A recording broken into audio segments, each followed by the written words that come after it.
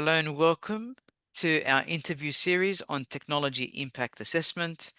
This interview is part of the Australia-India Joint Impact Assessment of Critical Technologies for Peace and Stability, funded by the Department of Foreign Affairs, and it gives me great pleasure to introduce Ruth Lewis. Hello and welcome, Ruth.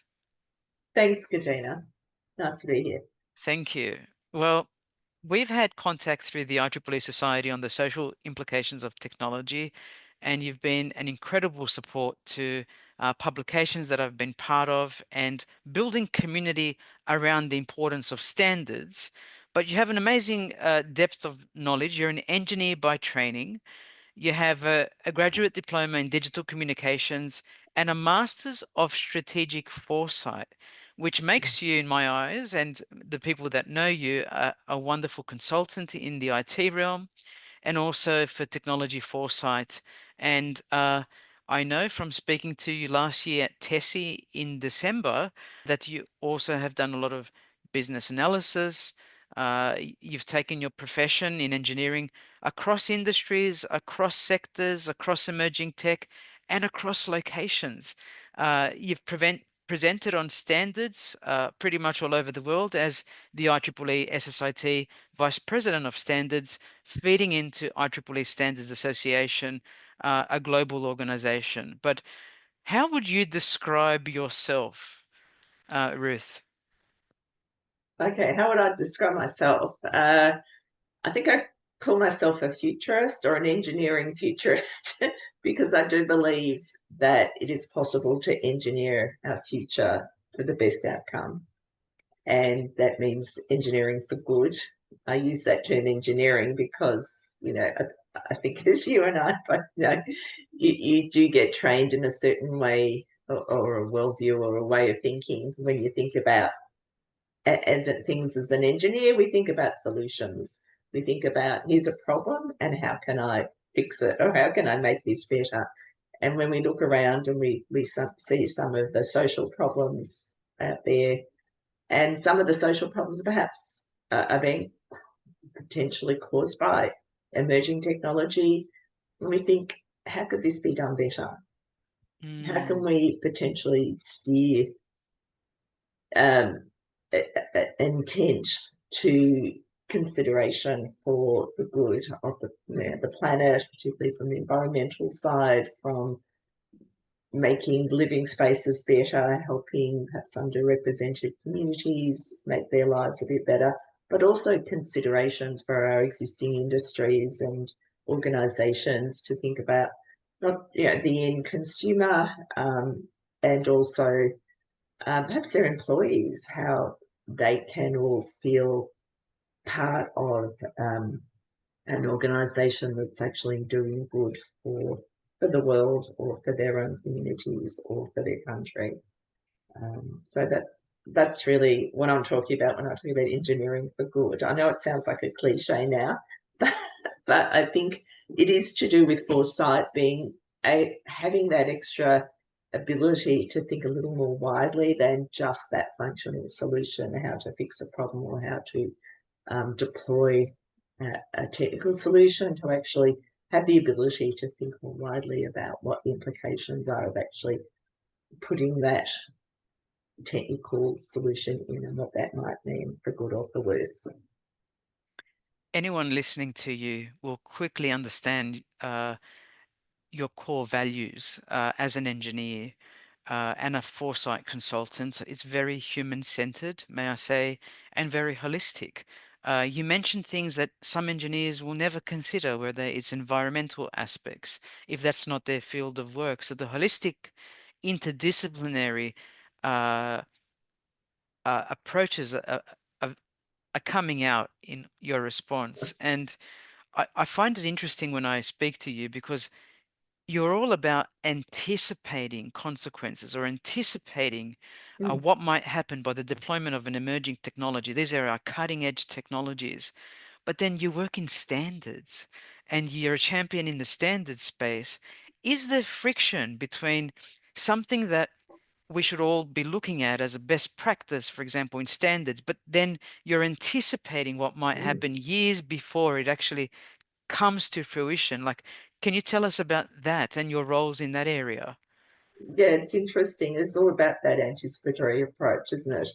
I like to think that, before, say, social media was created and deployed, that there had been more of an anticipatory approach. Otherwise, we wouldn't be trying to mop up some of the unfortunate consequences of.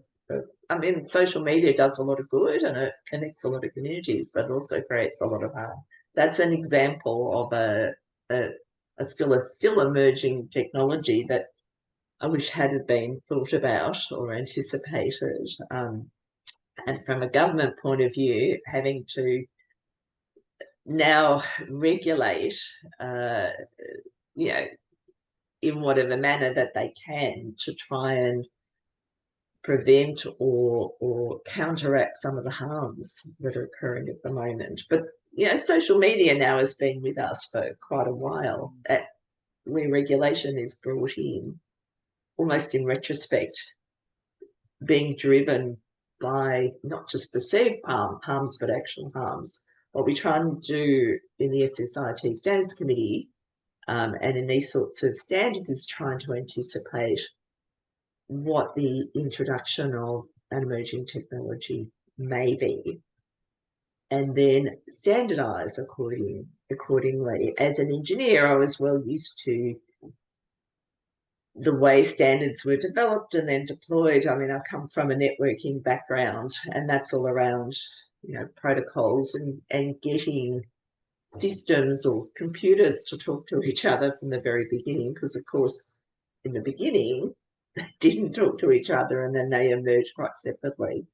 Once you had them talking, then and standardized, the protocol standardized, then there could be one approach, or at least, within boundaries, and that made sense from an export import, but also a development point of view, from a functional point of view.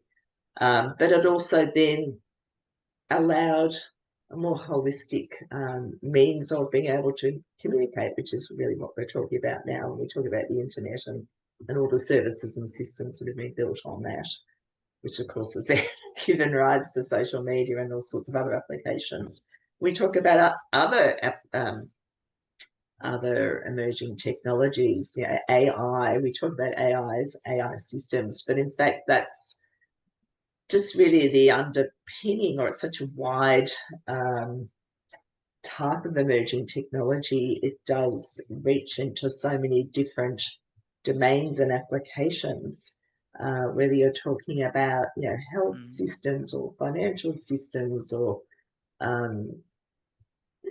predictor systems or augmented reality, virtual reality, what they call the metaverse, neurotechnology, that the list is really endless.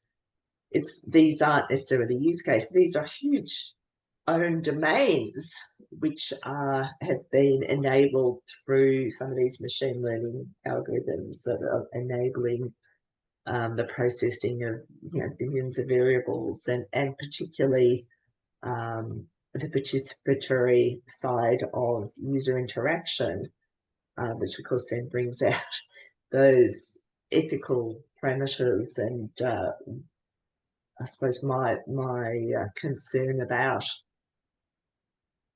how these technologies are going to be used or deployed or created or customized for not just the users, but the communities or the families or the society in which they're put in, or the culture as well, because we talk about underrepresentation as well within some of these emerging technologies. Do they accurately represent the cultures in which they are sometimes deployed? I've seen, some cultures, perhaps in Africa or South America, saying what is being deployed in some of these systems does not represent their culture, and they feel very concerned about that.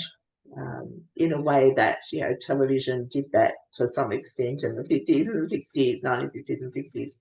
Now is because of these immersive technologies, they feel not only does it not represent them and their cultures, but it uh, undermines them in a way that they feel that they should participate in these sorts of things. So there's certainly an opportunity within the standards world to have an inclusive development of how these things should be created and engineered in a more holistic way. So, sorry, it's a long answer, isn't it? It's a great answer. In fact, if we stick to this standards discussion as being quite critical to Mm, the emerging technology space, and peace and stability comes in different guises, whether we're mm, using social media in a peaceful way or in a way that's embroiled in deep fakes or harm mm, to others mm, and so forth, not age appropriate and so forth. What you're talking about is so critical, and a lot of our IEEE standards take what I sort of perceive to be a risk-based approach, usually a cycle of continuous improvement, sort of tacked on to a, not tacked on, that's the wrong word, uh, corroborated with a good quality management system mm, that can prove, okay, these harms were anticipated. This is what we've done to mitigate the risk. And now mm, that we've assessed it, we're going to roll out with a better product. But mm. tell us about standards you've been involved in where assessment is part of the design process or Yes. is really at the heart of what we should be doing as a human race. Um, Mm. how much does risk assessment tie to technology impact? Okay. Well, the first standard I'd probably mention is that sort of fundamental one, which is the 7,000 standard was involved in from 2017, and it was finally published in 2021. At the heart of that standard sat the concept, like, of Hmm. human values, which is the underpinning of the way we think about things, what is important to us, and how we make decisions about not just who we are, but how we're going to interact with our fellow humanity, our neighbours, our community, our society, the government, and so on. And it is also the fundamental scaffolding of trust to exist in the world. I, we talk about human values or ethical values quite commonly without necessarily understanding what they are. And I'm talking particularly from a regulatory point of view. I think Europeans or the European regulators talk about this and it's important to them, but from a regulatory point of view, I think elsewhere it's not really necessarily understood. It is the underpinning of that 7,000 standard Hmm. that was published, as I said, in 2021. And we spent 5.5 long years developing that. And risk was about that. When you talk about a framework of risk, it was about risk to the human values of the stakeholders. So that standard was very much around a process that engineers and technologists can use to address ethical concerns of stakeholders when we're talking about emerging technology or such as AI. Understanding who your stakeholders are, identifying them, and then identifying what their values are, and then anticipating what the risks are to their ethical values, and then how to mitigate those. And that becomes the basis of the design or part of the design process for the engineer at its heart. So it's really taking some quite high level ethical principles and making and converting that to something that an engineer, such as myself, or a business analyst, or a designer, or a solution architect can actually understand in concrete terms from a functional point of view. So yes, risk is How very important? important in that How sense. important? Risk to mitigations. How do you address these things? When you look at evidence that's being gathered in order to inform studies like a risk assessment, where do we look, Ruth? What kinds of data should we be collecting? What kinds of insights? What sort of insights should we be collecting? I think talking, as I mentioned, talking to stakeholders, people who are involved, but also people who we anticipate may be involved. We talk about direct stakeholders, people who may be impacted. For example, we talked earlier about a facial recognition surveillance type situation, perhaps that the government, that the police may deploy to try and address, perhaps crime and things like that. CCTV footage is everywhere, but what you're doing with that information, of course, is important. But then also secondary or indirect stakeholders, which are those whose may are indirectly affected by this. So whilst the direct stakeholders may be the users of the system, the indirect ones may be the ones whose faces are captured just by walking around in public places. So we need to think about how the data we need to collect is actually how each of these different stakeholders will be impacted, and we need to do that from an anticipatory way point of view, and then also from after we may deploy these systems in a pilot, and actually collect the data both quantitative and also quantitatively, or qualitatively. Yes. So the type of data we're really looking about in collecting would be what we call wellbeing data in this instance. Wellbeing data is another standard Mm. that we may discuss, which is 7010, which was 70-10. published in 2020, and Mm. that defines 12 domains of wellbeing.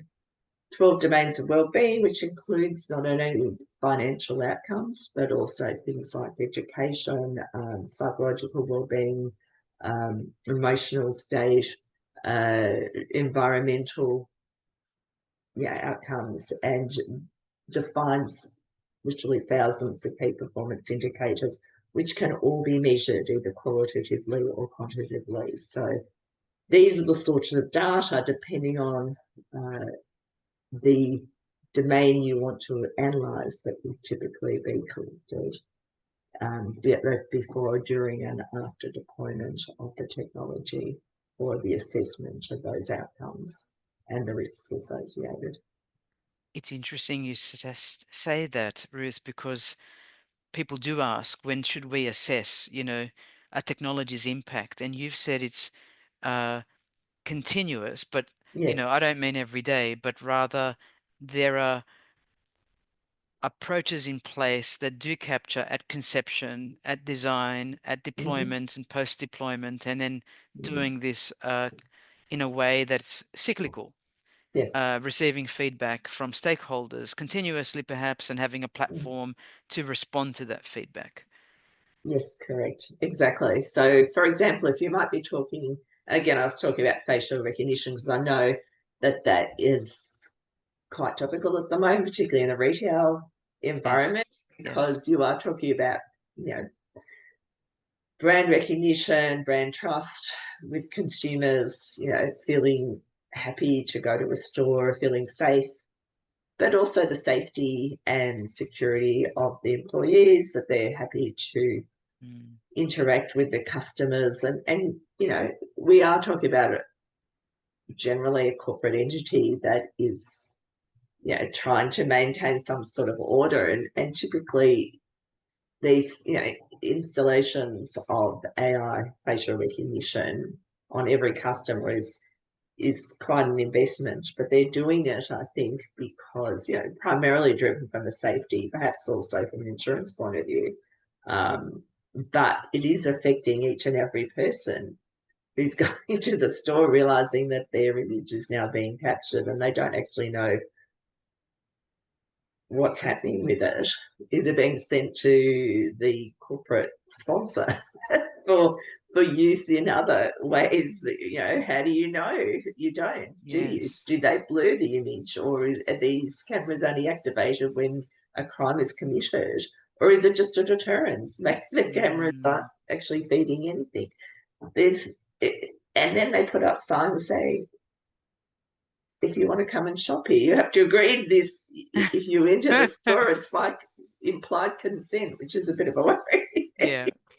I would have loved to have understood that those who are involved in creating this system have done that proper Mm. analysis using this, say, the 7,010 or the 7,000 standard that I've mentioned, to actually analyse Yes. who the stakeholders are and how they were going to be affected, and look for a win-win outcome for consumers as well as the organisation.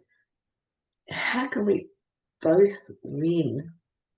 How can we both be enriched from a well-being point of view for putting this technology in, not just have it by implied consent because you need Yes. to go and get your milk and your bread, don't you? You can't Hmm. decide not to go there or just go to the corner store because they don't have any cameras in there. So Yes. there's so many opportunities, is what I'm saying, to actually do this in a really meaningful and consumer friendly way, where Yes. consumers can be empowered as well as the organisation. And it's not that hard, but it should be built into the whole life Mm. cycle of the technology development, as you said, from concept through to deployment, from pilot to deployment, so that all parties, all stakeholders feel comfortable that they are going to benefit from a wellbeing point of view. That's really, really insightful. I mean, some of those core values in that standard 7010 that embeds impact assessment from a Mm. pre-discussion we had, has the economy, has the environment, has communities, has all of these supports in place for society to be there considered first and foremost, an all stakeholder approach, but citizenry and users and non-users being part of an assessment. But if I was to go back to the many, many, many consultancies you've done, what kinds of methods as a foresight consultant do you employ or a business analyst that helps organizations actually face these, major issues before they become uh, a brand risk? Like, what do you do? What is your intervention about, and what are those methods that you utilize in your assessments? Um, then I think one of the first methods I think that's very useful for organisations is to start thinking about their organisational policy. What is it that they really, and a policy is really just a communication mechanism to talk to all of their staff of what's acceptable and what isn't, and how they can be safe in what they're doing from an organisational point of view and from a personal point of view. Mm. When we think about AI, it is becoming, whether organisations like it or not, it's just being used. And if an organisation is to say, oh, well, that's okay, we don't really have anything at risk here, then I think it's a little bit naive, Yes. because there are always risks with, cyber risks, with data leakage, with, as you said, reputational risks, personal risks as well. If one doesn't anticipate as an organisation some of these issues, then unfortunately incidents can happen. So just as, cyber, for example, and security never used to be as topical as it is now. It was just something that happened in the back room with some firewalls. Now it has to be programmed in a very intentional way, because we know that people's personal data or corporate information is like gold on the internet. And unfortunately, there have been some really bad incidents. So, in a similar way, corporate data and people's information, whether you're talking about your stakeholders or your community, needs to be protected, but in through, and I would say that's really the first step I do talk about, is developing a corporate policy of how, for example, AI and AI applications are going to be managed and in a very controlled manner. Who is responsible for what, and how the corporate values may be upheld through the corporate policy on use of AI in the corporation. So that's one of the first mechanisms I do talk about, and help organisations develop their corporate policy or organisational policy on how AI is going to be used. And that ties in with whatever regulatory frameworks may be in place. If they're a government organisation, there's obviously frameworks in place. Even though we don't have specific AI regulations in Australia at the moment, there are influences. There are also existing legislation around privacy and data use and collection, employee data, and so on. So it needs to tie in with those others, which is obviously a corporate obligation. Again, depending on which industry you're talking about, obviously for health and finance, there's far more regulation and others which are still emerging. And of course, we'll see what happens with AI regulation. If you have connections, say with Europe, you have obviously need to be very mindful of the European Union AI Act, with other interactions with other countries. And these days, what organisation isn't somehow touched by international regulations? You know, making sure that you're mindful of those, and that your corporate is, or your organisational policy is tied, and not only tied to that, but also you're setting up the framework of how these things are managed in a very practical way. Who is responsible for which bits to, you know, go out and do audits, and what are they auditing to, and how are you going to update your policy as things change? How often should that cycle of revision and update?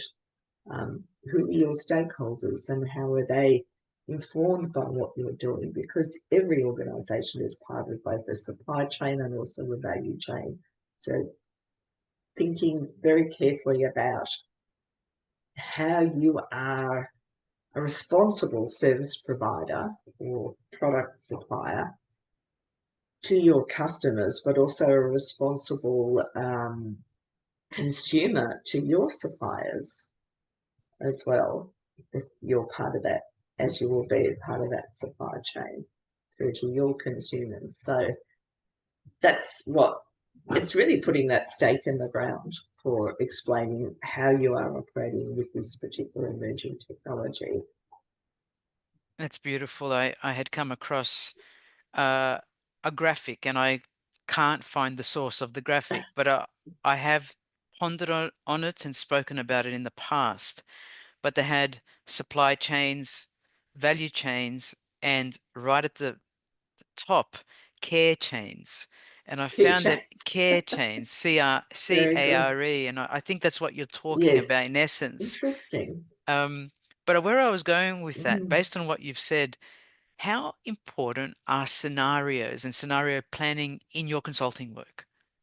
Oh, I wish there would be more. Yeah. I would like to think that and scenario planning is one tool of a futurist in Mm-hmm. their toolkit. I would certainly like to use it more Yes. as an anticipatory mechanism for thinking about how you may start to get ideas of what sort of future your organization or your community would like. It's really part of that envisaging of Mm. what the future might be, taking you out of the day-to-day operational side. And it's a key input into that sort of organizational planning, which is around making decisions. So it's actually looking at alternative visions of the future, as we call it, Mm-hmm. um, and thinking through both the positive, but also perhaps the more negative side. What might happen? What may happen? What might be preposterous, Yeah. preposterous, or probable, or perhaps type of futures, but also hopefully the positive side as well as the negative side. It's a creative exercise. I wish I Mm. could use it more. Um, I, I do wish organisations were more open to that sort of creative vision building Yes. side. And it's a fabulous tool to use when they are open to that sort of Yes. thing. Yes. Yes. Um, I have two more questions. My Mm. second last question is, when you have been overseas in particular and rubbing shoulders with others who are in a similar role as you for a different standards organization in the world, and then you meet a lot of stakeholders. They could be regulators, they could be, you know, a company representative, but they're all at these standards meetings, listening and absorbing and sharing. What does it look like to do assessment in a joint manner, or standards building jointly when we're talking about these big global standards? I mean, you mentioned IEEE 7000, and IEEE goes throughout the world, right? I think we hit 500,000 members recently. Okay. But what does that look like? Can joint standards building or joint assessment in a particular context work, and how might it work? Okay. It very much depends on the context and the framework that it's been built Mm, upon from the ground up. In the case of, and you mentioned 7,000, 7,000 was very much born out of an IEEE Standards Association program called Ethically Aligned Design, which in itself had, I don't know, hundreds or maybe 1,000 hundreds. Yeah, yeah. contributors. It was extraordinary, from what you call transdisciplinary Mm, backgrounds, from lawyers to engineers to ethicists to, it was really quite speculative, which is beautiful. But mm, it was all around trying, and it was probably one of the first initiatives to really try and envisage how we could use AI, how it could transform the world in a positive way, and what do we need to do, and what are some of the core pillars of, I guess, ethics and legal frameworks that we need to start thinking about. That in itself became the basis, of course, of the ethical AI principles that have been adopted by the OECD and by UNESCO and many of the corporations such as IBM, and of course by Australia as well. mhm, So the groundwork was already there, that it was already transdisciplinary. They had a large buy-in and those sort of transdisciplinary teams, and that's became the basis of that very first standard, which was 7,000. Working in that transdisciplinary team was extraordinary. I can only speak for 7,000 in that case. Being overseas, there was a lot of tension because yeah, but it was a positive tension. We came from yeah, such different backgrounds, and even being able to share a common language is quite Hmm. difficult. I think difficult because an engineer is used to speaking in a certain way, and you have certain frameworks that you're talking about things, whereas an ethicist thinks quite a different way. But nevertheless, somehow we were able to bind that together. So I'm talking the IEEE Standards Association framework there. If you're talking about, say, trans, um, it sounds terrible, doesn't it? So trans standards development organisations, Yeah. I think it's much more difficult. And I would love to, me personally, I'd love to see there was more trans standards development organisation interaction. Where I fear is we may have lost that opportunity. Mm. Um, IEEE Standards Association started in one direction, set up that framework for ethically aligned design, and the standards really have been built on that. Whereas other standards development organisations, for whatever reason, have been built on perhaps a very different worldview, perhaps more around the regulatory worldview, with a strong viewpoint of overlay of the legal risk or organisational risk, starting with very strongly focused on the organisational governance and protection, um, which is quite different from that discussion which I was having before around human values, ethical values. Um, as a futurist, we talk about different worldviews, different it's it's not so much culture as the worldview, if you like, of the regulatory space, which is all around organisational risk and audit and things like that and protection. We talk about the worldview of perhaps community type worldviews, thinking about what's important to communities and sharing a space and creating things together, which I think is kind of where many of these sort of standards I've been talking about for uh, anticipatory technology standards and the sort of standards that I've created within the standards committee are based. And then in between, there's kind of this overlap around that sort of technology for profit in between. So we're kind of coming at it from what I call different viewpoints, and then kind of maybe there's a meeting in the middle, which is probably where the industry really is, which is technology for profit. We're kind of regulatory, government, audit, and community well-being meets technology for profit.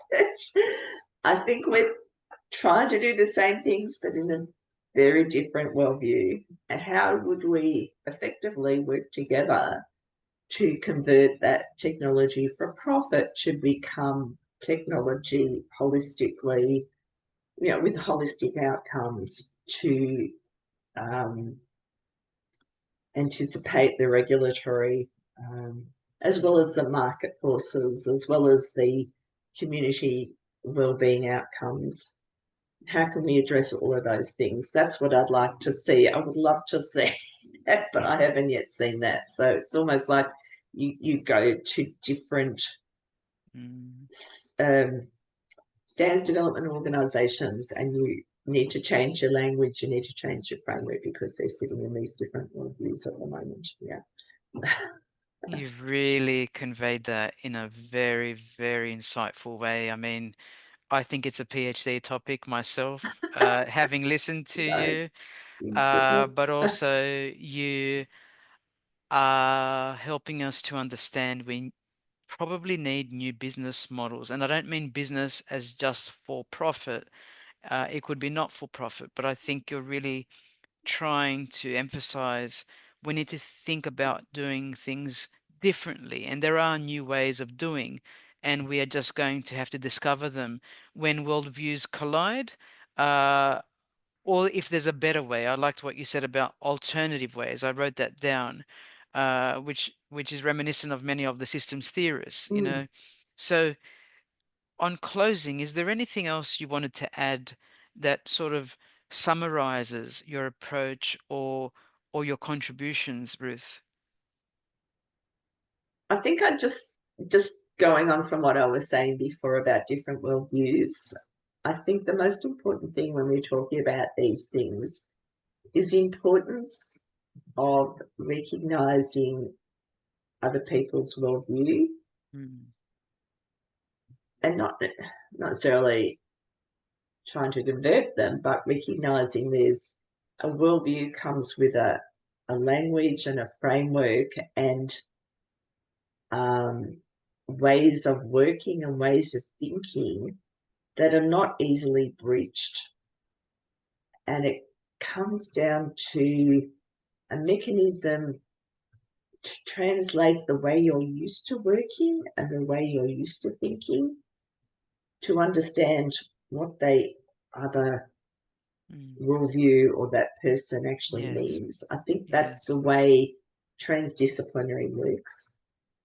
It's like each worldview works with transdisciplinaries, but you actually need to bridge that together in order to actually gain benefit for all industries, for all organisations, for all governments, for the all, and to give the mechanisms which are not only regulatory but also have those benefits that the regulators want to derive. It's not just around slapping risks and applying penalties. They're actually trying to see good coming out of this. It does take a whole world approach to um, being able to communicate with each other as people, and Mm, but to also recognise we're all really trying to do the same sort of thing, but we are talking in such a different way that we need to bridge those gaps.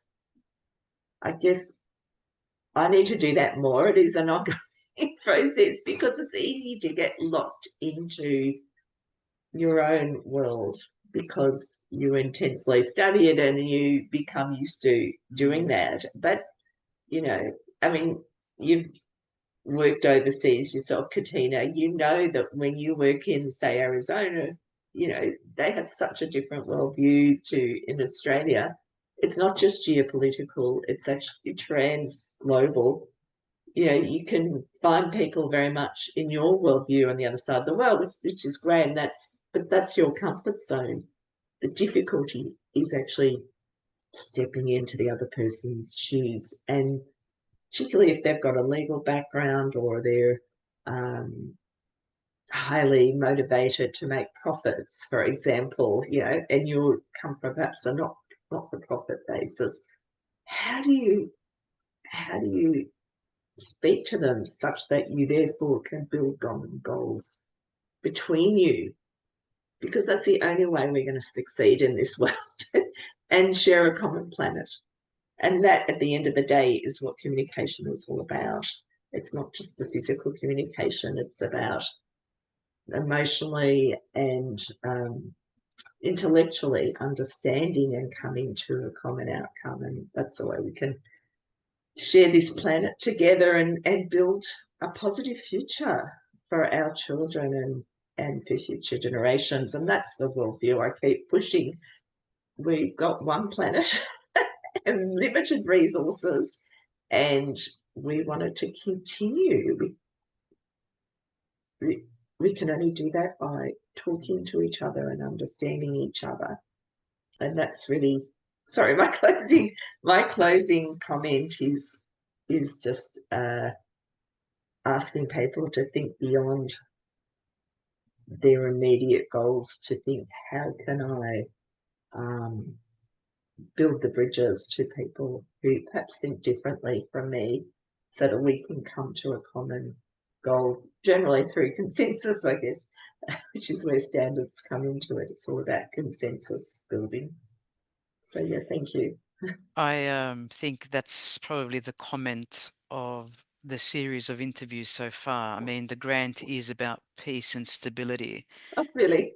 Yes, and the peace and Mm, stability starts with us as individuals mm, and then spreads outwards between people. I've been thinking about dialogue, silence, space, between people, vulnerability, uh, care, as we mentioned already, but mm, there is nothing more special than being able to invite someone with a different worldview, a different ideological or yeah. philosophical position, a different belief system, a different culture into your home or into your space at work, wherever you are fortunate to meet them, and to learn from them uh, by observation, by asking Mm, questions, by feeling a freedom that you won't be judged yeah. for the decisions you make or for the things that you say. And if there was more than just tolerance, as a dear friend Mm, once reminded me, mm,